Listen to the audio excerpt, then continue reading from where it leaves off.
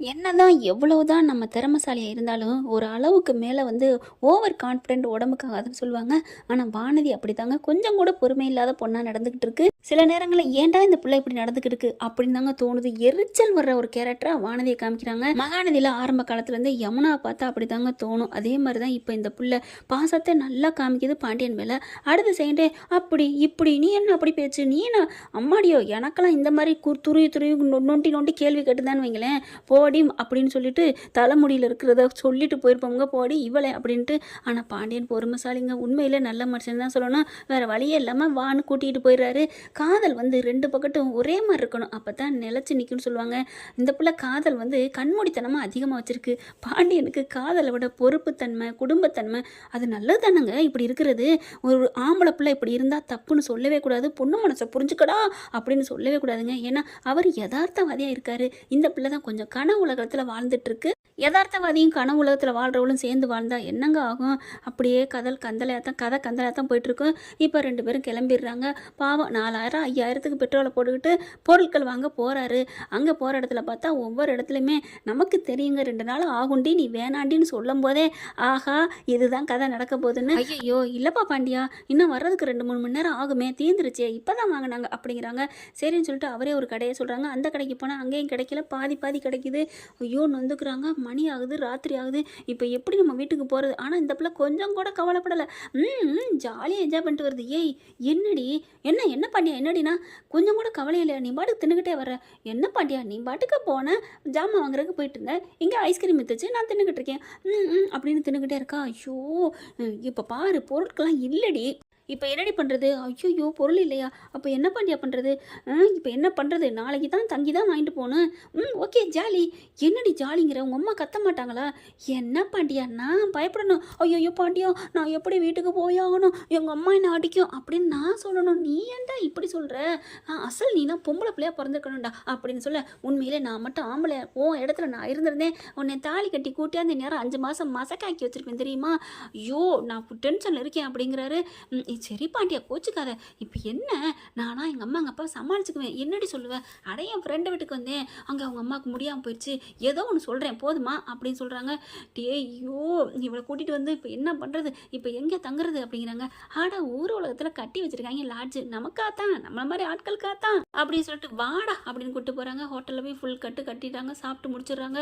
அப்படி தலையில் அடிச்சுக்கிறாரு பாண்டியன். டேய் உனக்கு என்னை பிடிக்கவே இல்லையாடா? ஏண்டி பிடிக்காமட்டி உன்னை கூப்பிட்டு வந்திருக்கேன், நான்லாம் ஒரு பொம்பளை பிள்ளையோட பேசுகிறதே பெருசு, நான் தனியாக என்னமோ ஹனிமனுக்கு போகிற மாதிரி உன்னை கூப்பிட்டு வந்திருக்கேன், இதை விட உனக்கு பிடிக்கல இங்கே பிடிக்குதுங்கிறதுக்கு என்னடி சொல்கிறது? ஆமாம் அது என்னமோ கரெக்ட் தான் அப்படின்னு சொல்கிறாங்க. அப்புறம் சாப்பிட்டு முடிச்சுட்டு லாட்ஜுக்கு போகிறாங்களா, போயிட்டு பிடிச்சிடுறாங்க, புக் பண்ணிடுறாங்க. அது எல்லாம் ஏற இறங்க பார்க்குதுங்க. என்ன பார்க்குற அப்படின்னு வானதி சண்டைக்கு போகிறாங்களா. இல்லை மேடம் சும்மா தான், நீ இந்த மாதிரிலாம் பார்த்தா எங்கள் ஊரில் தப்புன்னு சொல்லுவாங்க தெரியுமா அப்படின்னு சொல்ல. என்ன தப்பு சொல்லுவாங்க? இப்போலாம் அடுத்த பொண்ணை பார்க்கக்கூடாது, உனக்கு தெரியாது, அறிவில்லை, சென்ஸ் இல்லை அப்படின்னு கத்த பாண்டியனுக்கே பாடி அப்படின்னு சொல்லி கூட்டிகிட்டு போயிடுறாரு. அவங்க எல்லாம் பெரிய ஆளாத்த இருக்கும் போல இருக்கே, கிராக்கியா இல்லை கல்யாணம் ஆனவங்களா, கழுத்தை பார்த்தா தாலி இல்லையே அப்படின்னு சொல்லிட்டு இருக்காங்களா. அப்போ போகல, ஹலோ ப்ரோ கையில் தாலி வச்சுருக்கீங்களா? எதுக்கு? இல்லை கொஞ்சம் அர்ஜென்ட்டாக எங்களுக்கு வேணும். என்ன நினச்சிட்டு இருக்கீங்க அப்படின்னு பாண்டியன் கத்துறாரு. ஓகே ப்ரோ நீங்கள் போங்க ப்ரோ அப்படிங்கிறாங்களா. என்ன தாலி வச்சுருக்காங்க கேட்குறாங்க, ஒன்றும் புரியலை. உடனே வானதி அட வீடு பாண்டியா, அவங்க என்னமோ சொல்லிட்டு போகிறாங்க, நமக்கு வா அப்படின்னு கையை பிடிச்சி கூட்டிகிட்டு போயிடுது. பாண்டியா நீ இருக்கிய போய் கட்டி பிடிக்க, தள்ளு அப்படிங்கிறாரு.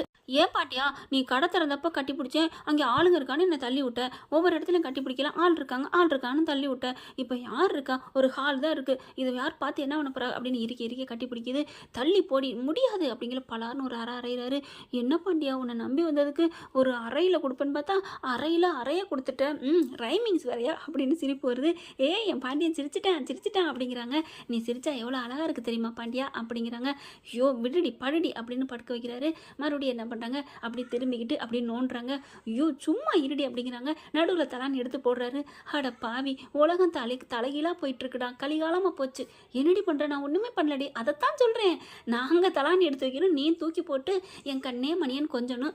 ஐயோ கல்யாணத்தை பண்ணிவிட்டு நான் என்னத்தை முட்டிக்க போகிறேன்னு தெரியலையே, செவத்தை தான் கட்டிக்கணும், ஐயோ அப்படின்னு சொல்லிட்டு திரும்பிக்கிறாங்க.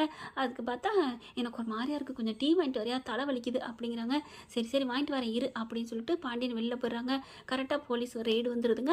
வந்த கையோட பார்த்தா ஒவ்வொரு ரூம்பா தட்டி கூப்பிட வானதி அசால்ட்டா என்னாச்சு அப்படிங்கல, யாரும்மா நீ இங்கே யார் இருக்கா உள்ளுக்குள்ள, யாருமே இல்லையே நான் மட்டும்தான், அவன் வெளில போயிருக்கான் அப்படின்னு சொல்ல, ஓ வெளில போயிட்டானா, நாங்கள் வர்றது தெரிஞ்சு, ஹலோ என்ன நினைக்கிறீங்க, எனக்கு தலை வலிக்குதுன்னு காஃபி வாங்க போயிருக்கான், ஓ நீங்கள் வேலை செஞ்சு களைச்சிட்டீங்கன்னு காஃபி வர வாங்க போயிருக்கானா, நடமா ஸ்டேஷனுக்கு அப்படின்னு சொல்ல, என்ன எங்க ஸ்டேஷனுக்கு போய் சொல்றீங்க, காஃபி வாங்க சொல்கிறது ஒரு குத்தமா, என்ன நினச்சிட்டு இருக்கீங்க, சரி போயிருக்கவர் யாரு, அவர் ஏன் ஆளு அப்படின்னு சொல்ல, ஓ ஆளு அப்படின்னு சொன்னது தப்பாக போயிடுது, அப்போ ஆளை கூட்டியாந்து சல்சா பண்ணுறேன் அப்படின்னு எல்லாத்தையும் வேனில் ஏற்றுங்கயா அப்படின்னு தள்ளுறாங்க. பாண்டியன் வந்துடுறாரு. என்னாச்சுங்களே, நில்லுங்க வானதி என்ன அப்படிங்கிறாங்களா, யோ யார் நீ, என்னங்க அவங்க ஏன் வானதி கூட்டி போகிறீங்க, உங்கள் வானதியா, யார் உங்கள் மிஸ்ஸஸா, இல்லை நாங்கள் லவ் பண்ணுறவங்களா, எந்த ஊர், சென்னை, அங்கேருந்து இங்கே வந்து எதுக்கு தங்கியிருக்கீங்க, அந்த ஊரில் வீடே இல்லையா, இல்லை லாட்ஜ் இல்லையா. உடனே பாண்டியனுக்கு கோவம் சுருன்னு தலைக்கு ஏறுது. ஹலோ சார் பார்த்து பேசுங்க, என்னடா போலீஸே நீ பார்த்து பேசுங்கன்னு சொல்லுவே அப்படின்னு ஒரு அடி அடிக்கிறாங்க. சார் என்ன சார், நாங்கள் என்ன சார் தப்பு பண்ணோம், இங்கே ஒரு வேலை விஷயமா வந்தோம், வேலை நடக்கலை, அதனால இங்கே தங்கியிருக்கோம், காலையில் வேலைக்கு முடிச்சுட்டு போகணும், என்ன வேலை விஷயமா வந்தீங்க, அறவுரையா இருக்கா, இன்னும் முடிக்கலையா அப்படின்னு ரொம்ப பேசுகிறாங்க. சார் காவல்துறை நண்பன் சொல்லுவாங்க, இப்படி பேசினா என்ன சார் அர்த்தம், என்ன ஏதுன்னு கேட்கவே மாட்டீங்களா, ஐயோ அங்கே பாரியா அப்படிங்கிற எல்லாம் தலையில் முக்காடை போட்டு விட்டு எல்லாத்தையும் ஏற்றிட்டு இருக்காங்க. அப்போ தான் இது ரெண்டுக்கும் உரைக்குது. ஐயோ இந்த மாதிரி கேவலமான லாட்ஜா அப்படிங்கிற, வானதி நான் சொன்னேன் கேட்டியாடி அப்படிங்கிற, ஓ இந்த லாட்ஜ் மாட்டிக்குவோம் வேணான்னு சொன்னியா, சார் என்ன சார் எது சொன்னாலும் குதர்த்தமாக பேசுகிறீங்க அப்படின்னு பாண்டியன் என்ன பண்ணுறாங்க. சார் நாங்கள் அப்படிப்பட்டவங்க இல்லை சார், இங்கே பாருங்கள் சார், இந்த பொருள் வாங்கத்தான் சார் வந்தோம் அப்படின்னு சொல்லிட்டு அந்த ஓனருக்கு கால் பண்ணுறாங்க, அந்த போன கடைங்களுக்கெல்லாம். ஆனால் அவங்க யாரும் எடுக்கலை, ஏன்னா எவ்வளோ நைட்டுக்கு மேலே எப்படிங்க எல்லாரும் தூங்கிட்டு இருக்காங்க, அதுக்கு மேலே எதுவும் பண்ண முடியல, கொண்டுட்டு போயிடுறாங்க. நீ தானே இவ கூட இருந்தவா, வா உடனே இழுத்துட்டு போகிறோம் அப்படின்னு சொல்லி கூப்பிட்டு போகிறாங்க. வானதி பாத்தியா கேட்டியாடி, நீ வேணான்னு சொன்னேன், நீ ஊரில் இருந்திருக்கலாம் அப்படின்னு புலம்பி தள்ளிட்டு வராங்க. மற்றவங்க எல்லாம் அது வாட்டுக்கு போகுதுங்க, அதுங்க எல்லாமே களங்கண்டதுங்க, அதனால கவலைப்படாமல் போகிறாங்க. இவங்களுக்கு பக்குது. அதுலேயும் வானதி சும்மா ஸ்டைலாக வருதுங்க. வானதி எந்த கவலையும் இல்லாமல் ஜாலியாக என்ஜாய் பண்ணிட்டு வருது. ஆனால் பாண்டியன் மட்டும் தான் பக்குன்னு வராரு. ஸ்டேஷனுக்கு போயிடுறாங்க. எங்களுக்கு இதே பொழப்பா போச்சு, ஏங்கடா அப்படி பண்ணுறீங்க, ஊரில் இப்படி பேர் இவ்வளோ பிரச்சனை பண்ணால் எங்களுக்கு எப்படா நிம்மதி அப்படிங்கல, நாங்கள் எல்லாரும் ஒழுங்காக இருந்துட்டு உங்களுக்கு வேலையே இல்லாமல் போயிருமே, அப்புறம் உங்களுக்கு சம்பளம் எப்படி கிடைக்கும், யாராவன் போடுறான் என்னடா வாய் வச்சுட்டு சும்மா இருக்க மாட்டியோ, இல்லை சார் சும்மா ஃபன்னுக்கு, என்ன ஃபன்னுக்கு டீக்குன்னு சொல்லிட்டு உட்காருங்கடா அப்படிங்கிறாங்க. இப்போ என்ன பண்ண போறீங்க அப்படிங்கிறாங்க. சார் சத்தியமாக நாங்கள் அந்த மாதிரி இல்லை சார், காலையில் பொருள் வாங்கிட்டு போகணும் சார் அப்படிங்கிறாங்களா. பார்க்கலாம் உன் ஓனருங்க ஏதாவது சொன்னாங்கன்னா கொஞ்சம் நம்புவோம் அப்படின்ட்டு இருக்காங்க. காலையில் அதே மாதிரி அந்த ஓனருங்க கடைக்காரவங்க எல்லாருமே ஃபோனை பார்க்குறாங்க. என்ன இந்த தம்பி இந்நேரத்துக்கு அடிச்சிருக்கே அப்படின்னு திருப்பி கால் பண்ணுறாங்க. கால் அட்டன் பண்ணி ஸ்பீக்கரில் போடுறேன் அப்படிங்கிறாங்க. சார் அப்படிங்கல, அண்ணே அப்படிங்கிறாரா, என்னப்பா தம்பி அதான் நாளைக்கு வரும்னு சொல்லிட்டேன்ல, மறுபடியும் நைட்டுக்கு ஏப்பா கால் பண்ணியிருக்கிற, பொருள் இன்னும் வந்துருச்சுப்பா, நீ காலைல வந்து வாங்கிக்கோ போதுமா சார் அப்படிங்கிறாங்க. இன்னொருத்தவங்க அதே மாதிரி அடிக்கிறாங்க. சாரி தம்பி இன்னைக்கு இன்னும் வரலப்பா, உனக்கு நாளைக்கு வேணால் வாங்கிக்கிறியா அப்படிங்கிறாங்க. பரவாயில்ல சார் அப்படின்னு வைக்கிறாங்க. அப்படியே 3 ஓனருமே அதே மாதிரி சொல்கிறாங்களா, போதுமா சார் போதுமா அப்படிங்கிறாங்க. போதும் தான், ஆனால் உங்களை நான் அந்த இடத்துல இருந்து கூட்டம் வந்திருக்கேமே, நீங்கள் உண்மையிலே வாங்கத்தான் வந்திருக்கீங்க, ஆனாலும் அதை முடிச்சுட்டு இந்த வேலையும் பண்ண வந்திருக்கலாம்ல சார், என்ன சார் அப்படியே அப்படிங்கல. வானதி என்ன பண்ணுது, இரு பாண்டியா இப்போ என்ன உங்களுக்கு, அப்படியே இருந்தால் தான் என்ன, லவ்வர்ஸு ஒரு சந்தோஷமாக இருக்க வந்தோம் ஒதுங்கணும், இதில் என்ன சார் நீங்களாம் லவ் பண்ணல, உங்களுக்குலாம் ஆசைப்பாசம் வராதா அப்படின்னு வானதி சொல்ல, அப்படியே அந்த இன்ஸ்பெக்டர் கொஞ்சம் வெக்கப்படுறாரு. சரி விடு அப்படிங்கிற மாதிரி. ஆனாலும் அங்கே இருக்கிற இன்னொருத்தவங்க என்ன பண்ணுறாங்க, அதெல்லாம் முடியாது அப்படின்னு சொல்கிறாங்க. இவங்களுக்குலாம் தண்டனை கொடுத்தே ஆகணும். அம்மா நாங்கள் ஒன்றுமே பண்ணல மேடம் அப்படிங்கிறாங்க. அதெல்லாம் முடியாது, நீங்கள் உண்மையிலே லவ் பண்ணுறவங்க தானே, ஆமாம் கல்யாணம் தானே பண்ணிக்க போகிறீங்க, ஆமாம் அப்போ எங்கள் கண்ணு முன்னாடியே தாலியை கட்டுங்க, நாங்கள் உங்களை விட்டுறோம். தாலியை கட்டுங்களா, ஐயோ எங்கள் வீட்டில் அப்பா அன்னைங்களாம் இருக்காங்க, அப்போ இந்த கூட்டிகிட்டு வந்தது தப்புன்னு நினச்சிருக்கணும். சார் நீ எவ்வளோ கெஞ்சிறாரு பாண்டிய, ஆனாலும் முடியாதுன்னு சொல்லிட்டு தாலி கட்டினா விடுவேன், இல்லைனா உங்கள் 2 பேரும் உள்ளர போங்க அப்படிங்கிற. வானதி என்ன பண்ணுது, பாண்டியா இங்கே உள்ளர போகிறதுக்கு கம்பின்றது பதில் தாலியை என் கழுத்தில் போடுன்னு கெஞ்சுது. வேறு வழி இல்லாமல் பாண்டியன் சம்மதிக்கிறாங்க. டக்குன்னு தாலியை எடுக்கிறாங்க, மாலையை போடுறாங்க. ஸ்டேஷன்லேயே வச்சு கல்யாணம் நடக்குதுங்க. ஒருவேளை அந்த குடும்பத்தில் எல்லாருக்குமே ஸ்டேஷன்ல தாலி கட்டணும் விதி எழுதியிருக்குமோ என்னமோ தெரியல. சோழன் இப்போ பாண்டிய கரெக்டாக தாலியை கட்டிட்டு பார்க்குறாரு. அப்படியே வானதிக்கு சந்தோஷம், மாமா அப்படின்னு கட்டி பிடிச்சி ஸ்டேஷன் கூட பார்க்காம வானதி பாண்டியனை தூக்கிடுதுங்க. நான் ரொம்ப ஹாப்பியாக இருக்கேன் அப்படின்னு சொல்லிட்டு ரொம்ப சந்தோஷப்படுறாங்க. உனக்கு ஹாப்பிடி, எங்கள் அண்ணன் என்ன சொல்ல போகிறான்னு தெரியல. ஆனால் விடு பாண்டியா அதெல்லாம் ஒன்றும் சொல்ல மாட்டாங்க, என்னை கல்யாணம் பண்ணி வச்ச தெய்வங்களா ரொம்ப நன்றி அப்படிங்குது. எல்லாத்தையும் போலீஸ்காரங்களை பார்த்து, என்னம்மா பொண்ணும், ஏண்டா உன் மேலே உயிரே வச்சிருக்க போல இருக்கே, பரவாயில்ல கொஞ்சம் வாயாடி தான் பார்த்து அட்ஜஸ்ட் பண்ணிக்கோ அப்படிங்கிறாங்க. வீட்டுக்கு எப்படி போகிறேன்னு தெரியலையேன்னு பயத்தோட வீட்டுக்கு போகிறாங்க. காரில் வந்து இறங்குறாங்க. காரை வந்து இறங்கினோன்னே பாண்டியன் இறங்குறாரு. என்ன அப்படிங்கிற மாதிரி நடேசன் பார்க்க சேரன் சோழன் எல்லாருமே வராங்க. அப்படியே மாலையும் கழுத்துமா வராங்க 2 பேருமே. எதுவுமே அங்கேருந்து பாண்டியன் பேசவே இல்லை, நோண்டிக்கிட்டே தான் வர்றாங்க. வானதி வாயை மூடிட்டு பேசாமல் வா, எனக்கு மூட் அவுட் ஆயிருக்கேன். சரி பரவாயில்ல, நீ தான் எனக்கு கிடச்சிட்டியே, இனிமேல் எனக்கு என்ன பயம் அப்படின்ட்டு அப்படியே கவலையே இல்லாமல் அந்த தாலியை பார்த்து கொஞ்சம் முத்தம் கொடுக்குறதுமா சொல்லிக்கிட்டே வராங்க. அடுத்து இறங்கின கையோட 2 பேர்த்தையும் மாலையும் கழுத்துமா பார்த்தோன்னா ஆடி போகிறாங்க எல்லாரும். டே பாண்டியா என்னடா அப்படிங்கல. அண்ணே அது வந்துச்சு, நீ இப்படி பண்ணுவேன்னு நினைக்கவே இல்லைடா அப்படின்ட்டு அவங்க அப்பா திட்டுறாரு. அப்பா சொல்கிறத புரிஞ்சுக்கங்க நிலா அப்படிங்கல. நான் புரிஞ்சுக்கிறேங்க, ஏதாவது ஒரு இக்கட்டான சூழ்நிலை வரும்னு எனக்கு நடந்திருக்கு, அதனால என்ன நடந்துச்சு அப்படிங்கல. அப்போ தான் வானதி பார்க்குது. பரவாயில்லைங்க, நீங்களாவது எங்களை புரிஞ்சுக்கிட்டீங்களே அப்படின்னு சொல்ல அங்கே நடந்தது பூராத்தையும் சொல்கிறாங்க. ஏன்டா இப்படி, எதுக்குப்பா இப்படி நீ போனேன்?